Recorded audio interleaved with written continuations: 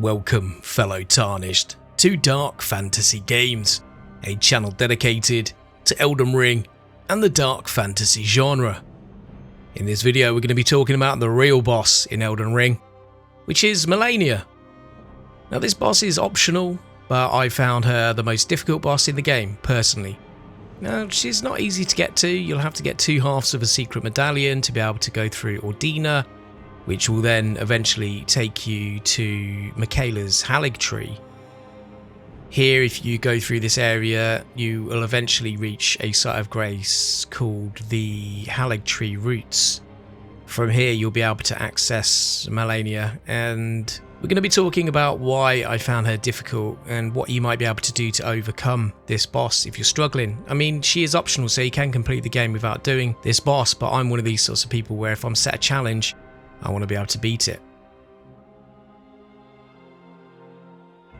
Now she's got a number of extremely powerful moves, and the thing about Malenia is the fact that she sucks health from you with every hit, so it doesn't matter if she's hitting you, your shield or your summon.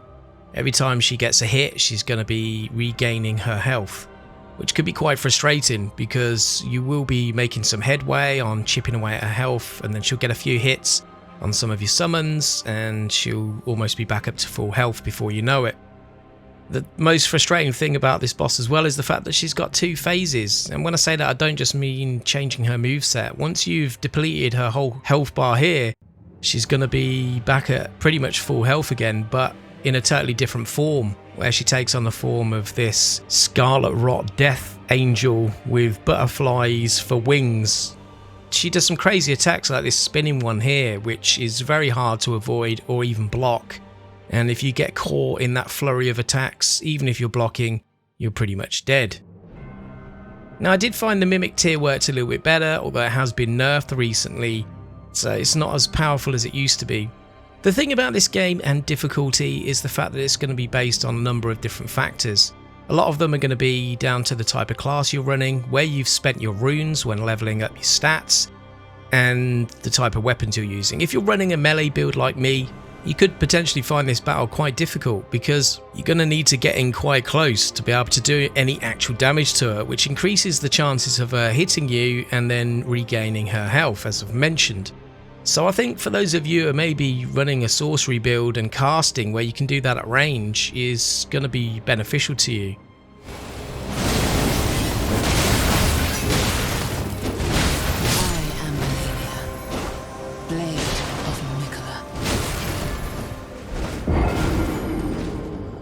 The fact is that at this stage in the game, I can't change my character class, but what I could do, and this is what I ended up doing in the end, was going and visiting Renala and actually getting reborn.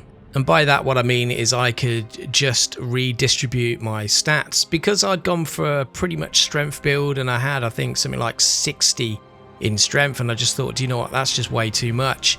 I need to increase my health, and I also needed to increase my intelligence and faith to be able to get the most out of the Ash of War that I was using. I think it added a little bit more power to my weapon overall, and that was a really good choice that I made here, because this meant that on the next attempt at taking on Malenia, it was a totally different story. And what we're going to do here now is we're going to look through the complete boss battle from start to finish to see how this really changed.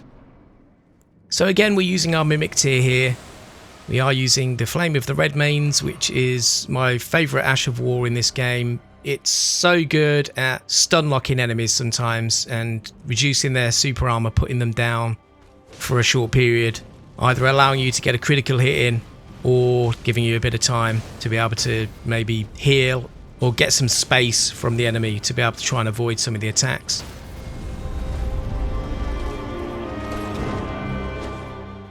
Her main spinning attack there, we managed to avoid the majority of that by moving back when she was winding up for it. I'm just trying to get some of these Flame of the Redmane attacks in on her as quickly as I can, not only to stop her from regaining her health from hitting us, but also to chip away at her health. This was just a matter of rinsing and repeating this process. while she's focused on our summon, we can literally just mash the button here to be able to keep firing off that flame of the red mains, getting her down, chipping away at her health. This was the quickest way for me in the end to be able to get her into her second phase.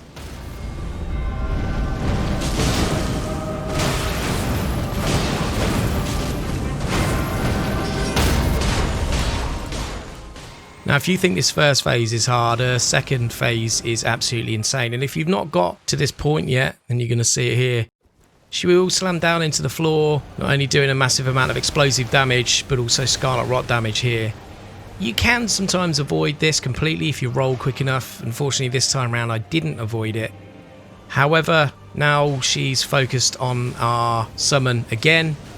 We can start getting some flame of red main attacks in on her here, to be able to again chip away at her health.